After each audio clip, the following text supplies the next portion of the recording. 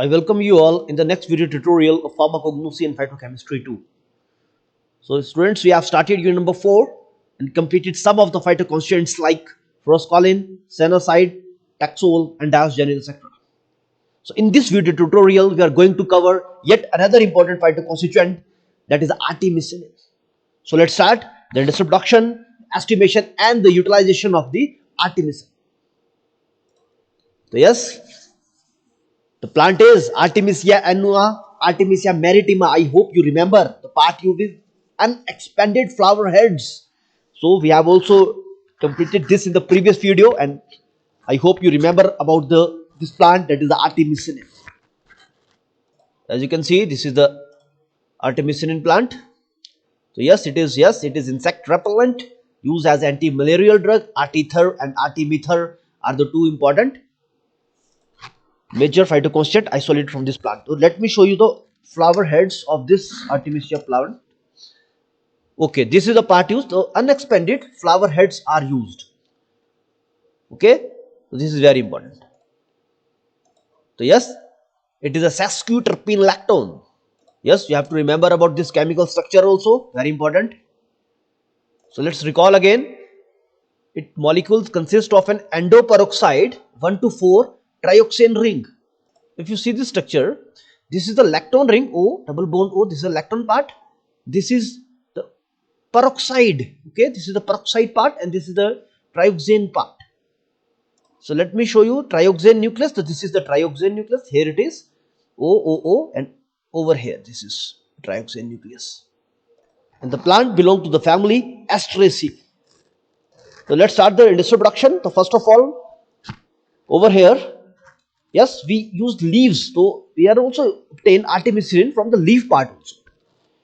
But generally, we can use the leaves as well as the unexpanded flower heads. They are largely used. Okay, so this is the industrial production by using the leaf part, because in general we are also obtain leaf.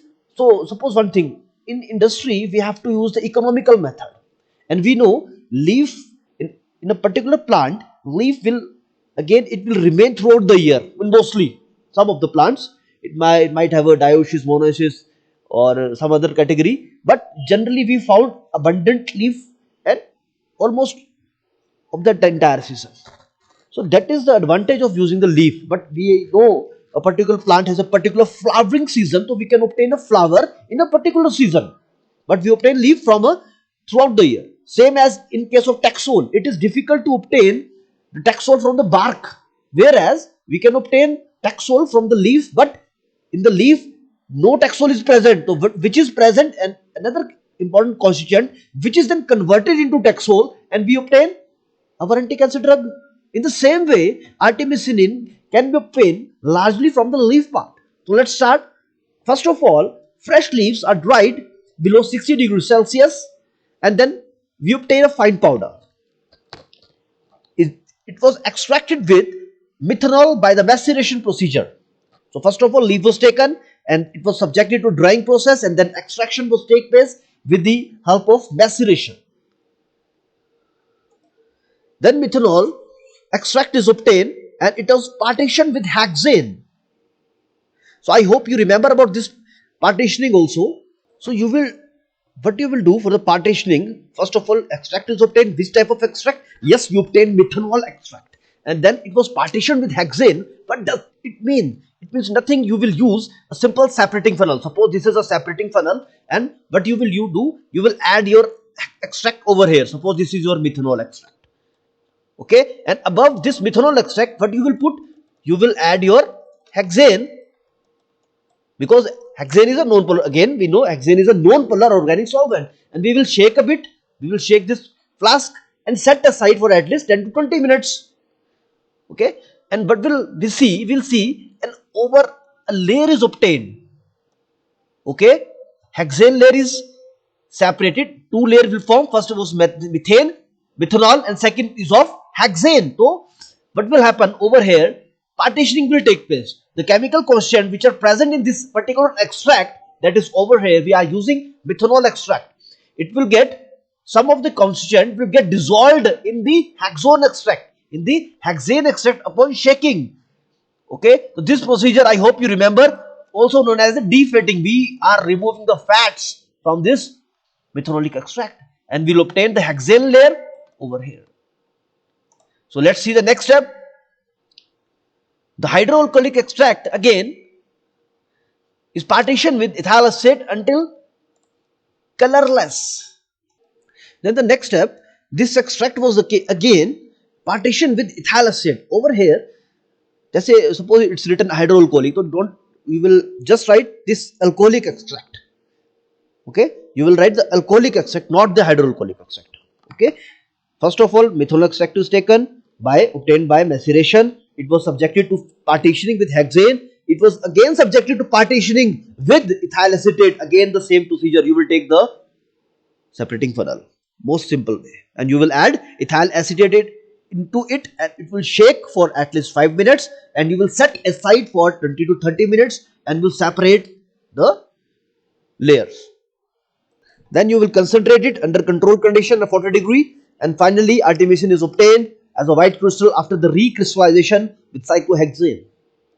So recall again, first of all, extraction was done with the help of methanol. Industry, we largely use methanol for the extraction purpose, and also in case of Ayurvedic drugs we use ethanol. The process uses maceration. Then this extract was partitioned with hexane to remove the fatty material or the non-polar substances, because like dissolve like, and hexane is non-polar, so it will dissolve out all the non-polar impurities. Okay, because ultimately we have to obtain a pure compound, we have to isolate a pure compound, we have to produce a pure compound, that is artemisinin. And then again the extract was partitioned again with ethyl acetate. Then we will concentrate it under controlled condition, and finally we obtain artemisinin as a fine white crystals after recrystallization with cyclohexane. If we talk about the estimation, yes, it is estimated by HPLC as well as the HPTLC method, in which we are using the mobile phase as N-hexane ethyl acetate in the ratio of 7.5 is to 2.5 volume by volume, and we are using the stationary phase silica gel fluorescent F, that is fluorescent 254, and we are using the detecting reagent as anisaldehyde sulfuric acid reagent, followed by heating to 110 degrees Celsius. So this is the estimation method, and yes, uses, number of uses are there. Please go by the video of the Artemisia. We have completed the uses. Antimalarial drug, artemether, arteether are the two very common products.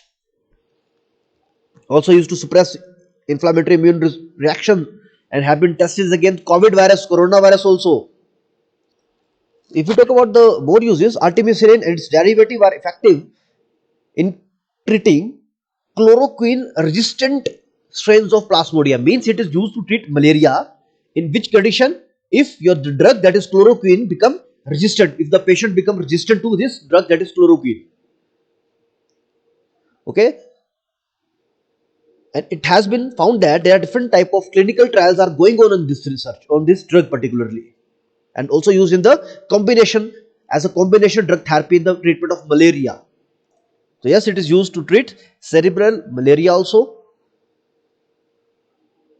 This is a derivative of artemisinin, that is the artemether. Okay, it is nothing but it is the methyl ether derivative of artemisinin, that is very much effective against different type of Plasmodium species. If we talk about the action, its mechanism of action, because we know it contains this endoperoxide ring in it. Okay, so what happens? These compounds have a presence of this endoperoxide bridge, and this endoperoxide bridge interact with the heme that is present in the parasite. Okay, and this heme iron cleaves this endoperoxide bridge, and which resulted into the generation of this reactive free radical which damage parasite membrane. Okay, so first of all, yes, endoperoxide ring is present. This is the endoperoxide bridge which is present over here. Okay, it will interact with the heme that is present in the parasite or the malaria, which will resulted into cleavage of this endoperoxide bridge, and due to this cleavage, what will produce? This free radical produce. Okay, and this is the highly reactive free radical which damages the parasite. So this is all about the artemisinin. In the last, I acknowledge all the sources I have used to prepare this video. So do not share this video in any platform. Thank you for your valuable time.